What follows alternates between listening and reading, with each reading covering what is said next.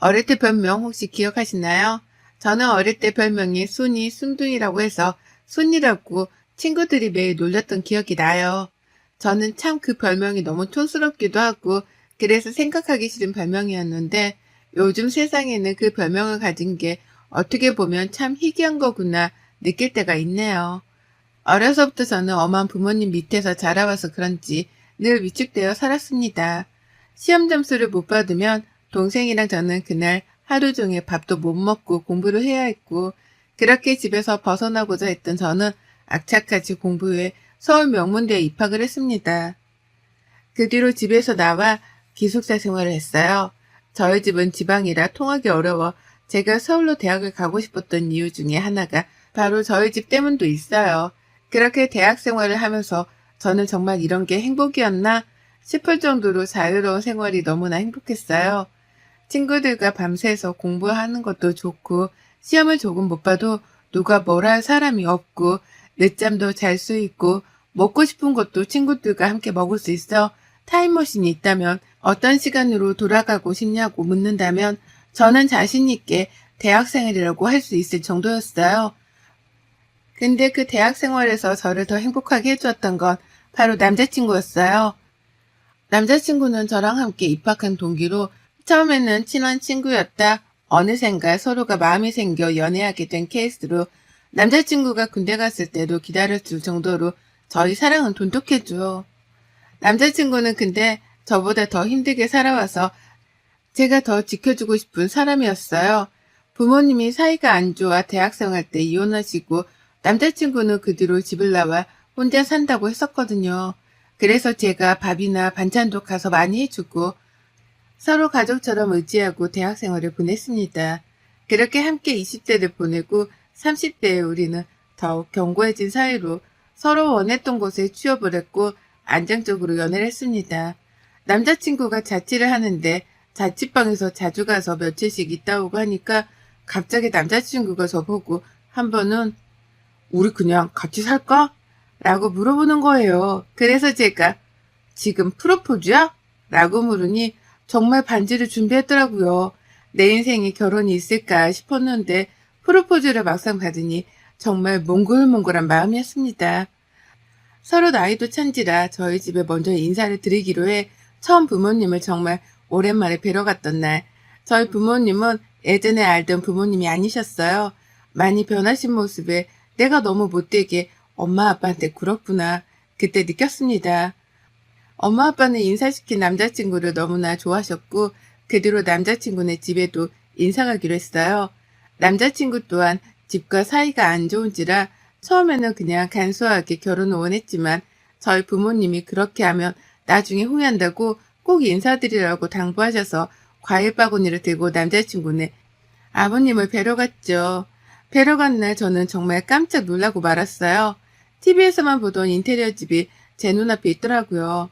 남자친구가 맨날 친구들한테 얻어먹고 되게 짠돌이었는데 알고 봤더니 아빠가 사업체 몇 개 운영을 하고 있더라고요. 저는 작은 사업인 것보다 했는데 생각보다 굉장히 큰 회사였나 봐요. 가서 인사를 드리는데 식은땀이 줄줄 나더라고요. 남자친구는 식사 내내 시큰둥했지만 아버님은 굉장히 좋아하시는 것 같았어요. 그렇게 어머님도 따로 인사드리고 결혼 준비가 척척 되어가고 저희는 순탄하게 결혼을 했습니다. 신혼여행에 다녀와 아버님께 다시 인사를 드리러 갔을 땐 아버님의 입에서 말씀하신 소리는 그야말로 충격의 도가니였어요. 저희한테 이제 너희가 결혼했으니 재혼을 하려고 한다고 하시는 거예요. 처음에 남자친구, 아니 남편이 무슨 소리냐고 갑자기 물어보니 1년 전부터 만나고 있는 사람이 있는데 그냥 간소하게 가족들만 만나서 식사하고 인사하는 자리를 가지려고 한다고요. 상대방 여자는 아버님보다 무려 10살이나 어리지만 성숙하신 분이라고 저희한테 잘해주었으면 좋겠다고 신신당부를 하셨죠. 사랑과 전쟁에서나 볼 법한 시어머니 두 분이 나에게도 생기는 건가 당혹스러움을 감출 수가 없었어요. 남편은 절대 안 간다고 내가 왜 가냐고 난리를 했지만 그래도 아빠고 이혼하시고 나서 재혼하시는 건데 자식들이 반대할 필요는 없지 않냐고 설득 끝에 그 식사 자리에 다녀왔습니다. 식당에서 처음 본 아버님의 여자친구, 아니 새어머님은 되게 단아하고 고우신 분이신 것 같았어요. 미술관 큐레이터였다고 하셨어요. 그래서 그런가 불어부터 영어, 일본어까지 4개국어를 한다고 들었거든요. 정말 그 식사 자리에서 자기 가족들과 불어로 대화를 하는데 우리와는 결이 다른 사람이구나 싶었습니다. 그래도 다행인 게 남편이 시댁에 자주 가지를 않으니 새 시어머니와 그렇게 자주 마주칠 일은 없겠지 싶었죠. 근데 제 생각과 정반대로 돌아간다고 해야 할까요? 새어머님이 남편이 아닌 저한테 전화가 오는 거예요. 물론 며느리는 맞지만 식당에서 처음 본 게 다인데 저보고 전화 와서 점심 식사를 우리 여자들끼리만 하자고요. 그렇게 말씀하시는데 안 나갈 수도 없고 해서 회사에 반차를 내고 새 시어머님을 뵈러 갔다 왔어요. 카페에서 새 시어머님을 기다리는데 저기서 걸어오시는데도 의상 입고 영국 황실에나 있을 법한 옷을 입고 나오신 거예요. 사실 좀 그 모습이 웃겨가지고 저도 모르게 컥 했는데 그걸 보신 것 같더라고요. 민망해서 바로 식사를 시키고 먹고 있는데 새 시어머님한테 전화가 온 것 같더라고요. 전화 내용이 불어로 얘기하는 것 같았는데 저는 잘 모르니 그냥 밥만 먹고 있었어요. 그런데 저에게 아, 우리 새아가는 불어 잘 모르지? 라고 물어보시는 거예요. 그래서 영어는 스터디 모임에서 많이 해서 하는데 불어는 배운 적이 없어서 잘 못한다고 라고 했죠. 그랬더니 저보고 자기랑 대화를 하려면 불어를 배워야 한다고 밥 먹고 불어책을 사러 가자고 하는 거예요. 제가 하는 직종과도 불어는 전혀 다른 분야인데 제가 새 시어머니랑 이야기하려고 불어를 배울 건 아니잖아요. 그래서 제가 지금 일이 너무 바빠서 무언가를 배울 시간이 많이 없다. 시간이 나면 배우겠다 했는데 지금 자기가 두 번째 부인이어서 시어머니로 생각을 안 하냐고 갑자기 저를 빤히 보며 물어보시는데 이건 대놓고 저를 놀리시는 거 아닌가요? 더 이야기해봤자 서로 기분만 좋지 못할 것 같아 우선 책을 사고 회사에 가봐야 한다고 이야기하고 후다닥 빠져나왔어요. 그리고 밤에 남편에게 이 이야기를 했더니 그냥 앞으로 전화 오면 잘 받지 말고 회사 바쁘다고 둘러대는 게 좋겠다고 했죠. 그 뒤로도 새 시어머니는 몇 번 전화를 하셨는데 제가 문자로 지금 회의 중이라고 하고 피했습니다. 그러자 새 시어머니께서 저희 집으로 저를 보러 찾아오셨습니다. 근데 찾아온 이유가 이번에 집들이를 하는데 며느리를 보고 싶다고 하는 친구들이 많으니 저보고 오라고 초대장을 주시는 거예요. 제가 이날은 회사에 일이 많아서 어려울 것 같다고 해도 저에게 시간을 맞춘다고 꼭 오래요. 심지어 따로 아버님이 전화 오셔서 오라고 막 그러시는데 거절할 수가 없잖아요. 그래서 그날 시댁으로 건너갔어요. 남편은 야근이라 저보고 가지 말라고 신신당부했지만 또 그럴 수가 없어 넘어갔죠. 가서 밥 먹고 차 마시는데 아버님네 집에 집안일을 도와주시는 이모님이 계시는데 제가 민망할 정도로 이모님을 모든 사람들이 다 시키는 거예요. 물론 당연히 가사일을 도와주시는 거니까 그럴 수 있지만 너무 작은 것까지 솔직히 시키는 건 좀 아니잖아요. 그래서 제가 보다 못해 자꾸 이모님을 시키길래 혼자서 일하시기 그러시니 제가 도와드리겠다고 저한테 말씀하시라고 했죠. 그랬더니 그 친구분이 갑자기 불어로 뭐라고 하는데 안 좋은 말 같았어요.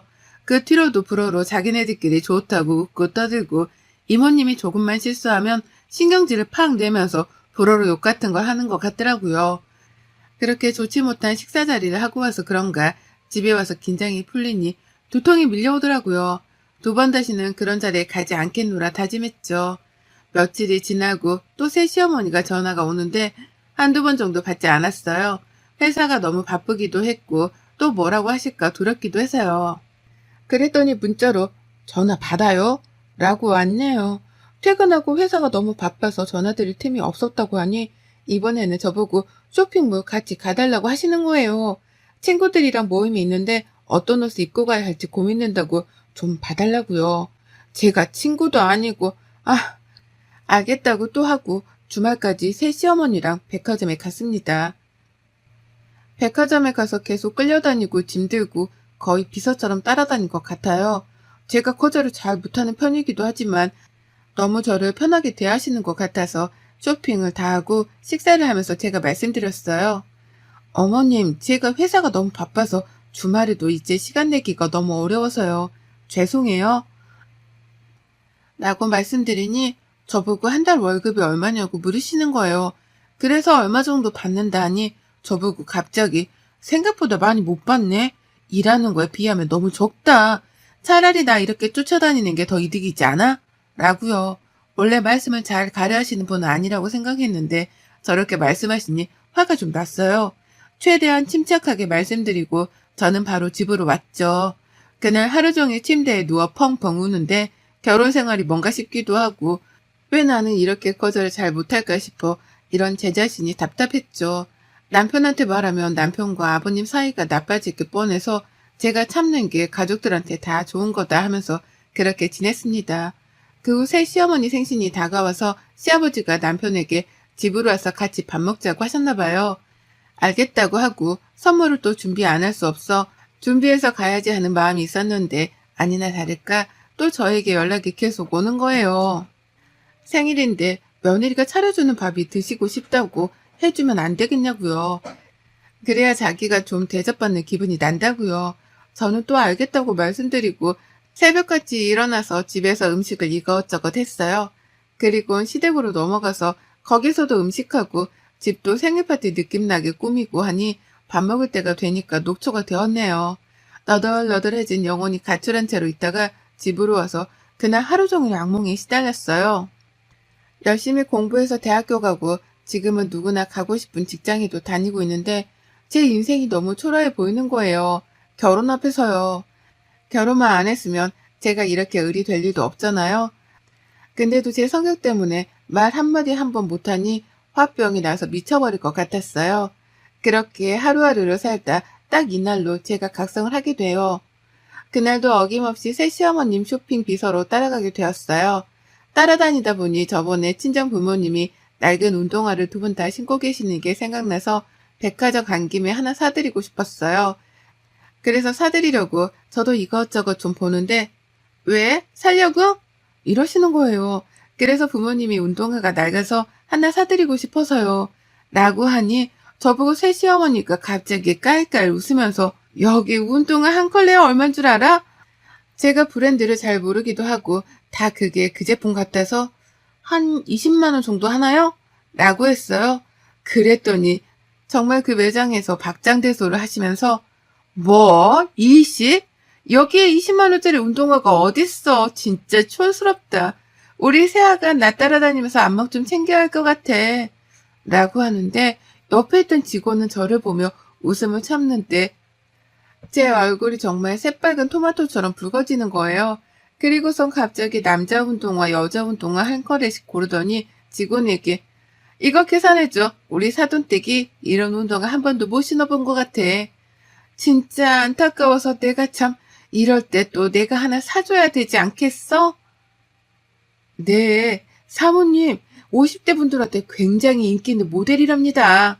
라고 하고 저보고 가져다 드리려고 하시더군요. 그 운동화를 집에 와서 보는데 참 제가 많이 비참해져 보였습니다. 그냥 제가 살아온 날들이 최선을 다했다고 생각했는데 저는 브랜드의 운동화가 얼마인지도 잘 모르고 새 시어머니가 사는 세상과 제가 사는 세상이 너무나 달라서 더 초라하게만 느껴졌던 것 같아요. 사실 알고는 있었습니다. 새 시어머니는 일부러 제 앞에서 자기를 보여주고 싶어 제가 못 알아듣는 불어를 하고 백화점에 데려가 네가 나 아니면 이런 데 와보겠니? 이런 느낌으로 저를 무시하고 너는 나보다 밑이야. 이런 식의 느낌으로 저를 대하는 것을요. 하지만 저는 지금까지 너무 바르게 살려고 노력해서 어른들에게는 또 다른 사람들에게는 나쁜 소리, 싫은 소리 안 하는 것이 도리라고 생각했는데 백화점에서의 일은 정말 못 참겠더라고요. 그 뒤로 저는 회사가 끝나자마자 불어학원을 다니기 시작했어요. 불어학원부터 인강까지 들으면서 다시 새 시어머니가 나를 그 불어 모임에 초대하기를 바랬죠. 제 바람대로 이루어졌는지 시어머니는 저에게 그 모임 사람들이 온다고 이번에는 제가 그때 한번 해드렸던 음식이 있었는데 그게 맛있다고 한번 해달라고 부탁을 하셨어요. 저는 때가 왔다고 생각했습니다. 만반의 준비를 하고 그 모임을 마주치니 역시 아니나 다를까 제 앞에서 또 불어로 막 이야기를 시작하더라고요. 가만히 들어보니 참 가관이죠. 니네 며느리 우리말 못 알아듣는 거 보니 너무 웃겨. 우리가 자기 욕을 해도 모르잖아. 맞아. 우리 며느리 착하긴 한데 얘가 너무 느려. 그리고 집도 가난한 것 같아. 글쎄 저번에 백화점 갔는데 너희 그 브랜드 알지? 나보고 20만 원 정도 하냐고 묻는 거야. 내가 정말 쪽팔려서. 정말 나는 돈 없는 사람들 이해 안 되더라. 돈이 없으면 겸손해야지. 그러지 못한 사람들이 더 많아. 자기네 식사 도우미 해주는 분도 돈만 쓰다가 내보내. 오래 하면 자기가 손떼탄다고 생각해. 진짜 재수없지 않냐? 아니, 나는 내 보내고 싶은데 우리 그이가 이모니 음식 솜씨가 좋다나 뭐라나 자꾸 그런 소리만 늘어놓니 지금 좀 꼬시고 있어. 이런 류의 이야기를 계속해서 이어가더라고요. 저는 계속해서 그냥 듣고만 있었어요. 고개 숙이고 밥 먹고요.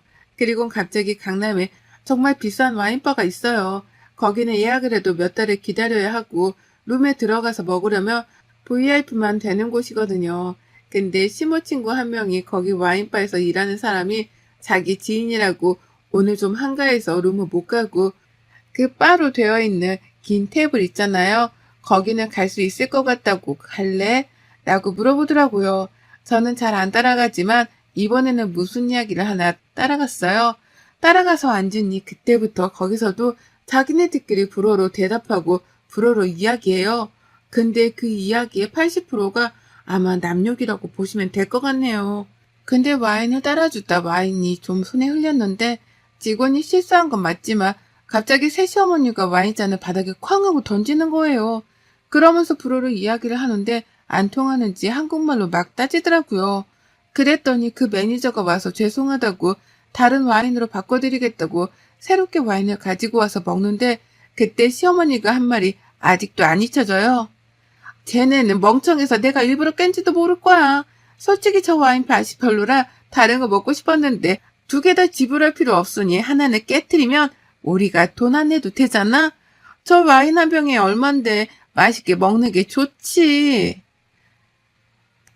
그러니 일부러 와인잔을 깨고 새로운 와인을 받으려는 수작이었습니다. 참 보고 있는 내내 웃겨가지고 있는데 누군가 저를 툭툭 치더라고요. 너 민정이 아니니? 결혼식 때 보고 안 그래도 어제 너희 아빠랑 네 얘기했는데 여기서 딱 만나네. 아빠 오랜 친구분이셨어요. 저도 너무 반가워 인사를 하니 매니저들부터 다 저를 쳐다보았죠. 그렇게 인사를 드리고 다시 앉는데 저보고 시모가 누구냐고 묻더군요. 아빠 친구분이시라고 룸 가고 싶으면 매니저한테 얘기한다고 하니 들어가실래요? 라고 하니 무슨 말도 안 되는 이야기를 하냐면서 비웃는 거예요. 더 이상은 안 될 것 같아 저도 불어로 얘기했어요. 그랬더니 정말 시어머니부터 그 친구들까지도 저를 빤하게 쳐다보더라고요. 아랑곳하지 않고 불어로 정말 다양하고 많은 문장과 단어를 써서 이야기를 했어요. 그 이야기는 니네가 불어를 하는 거 발음도 틀리는데 어디서 자꾸 불어로 사람 무시하려고 하냐고 라고 하니 다들 어버버 하더라고요. 저보고 너 가난한 집 딸 아니었냐면서 그러길래 불어는 진짜 몰랐고 배운 거다. 어떤 이야기를 하는지 궁금했다고 했죠. 그리고 저는 가난하다고 말한 적 없다. 혼자서 그렇게 생각하신 거지. 라고 했더니 시모가 아무 말도 못하더라고요. 사실 저희 부모님은 건물 월세를 받는데 그 건물이 생각보다 좀 많아요. 저희 지역에서는 부동산 하면 저희 부모님을 모르는 분이 없을 정도로 땅 부자기도 하거든요. 지금 저희 아빠 친구분도 유명한 건설사 사장님이시고요. 시모는 그때부터 저에게 알랑방구를 끼며 이야기하길래 불어로 시모가 좋아하는 와인을 따라드리면서 똑같이 말했어요. 어머님 저번에 통화 내용 들어보니 어머님네 쫄딱 망한 것 같은데 아버님 아세요? 제가 말씀을 안 드리려고 했는데 이왕 이렇게 된 거 제가 직접 말씀드리려고요. 사치가 너무 심하셔서 그런 것 같은데 이제 쇼핑 못하고 와인 못 드셔서 어떡해요? 그리고 지금 여기서는 제가 계산할 테니 걱정하지 마세요. 한 푼이라도 아끼셔야죠. 곧 아버님과 헤어질 수도 있을 테니요. 라고 하고 계산하고 나왔어요. 저번에 어머님이 불어로 통화하는 내용을 들어보니 일부러 제 앞이라 그런 것 같은데 동생이 보증을 잘못 써가지고 가지고 있는 재산 모두가 넘어갈 것 같더라고요. 아버님은 모르시고요. 근데 제가 나오기 전에 식탁에 서류 두고 왔어요. 순하기만 했던 제가 눈에는 눈, 이에는 이. 돈으로 무시하는 자, 돈으로 갚아주겠다 하는 마음으로 진짜 처음으로 대응을 해보았습니다.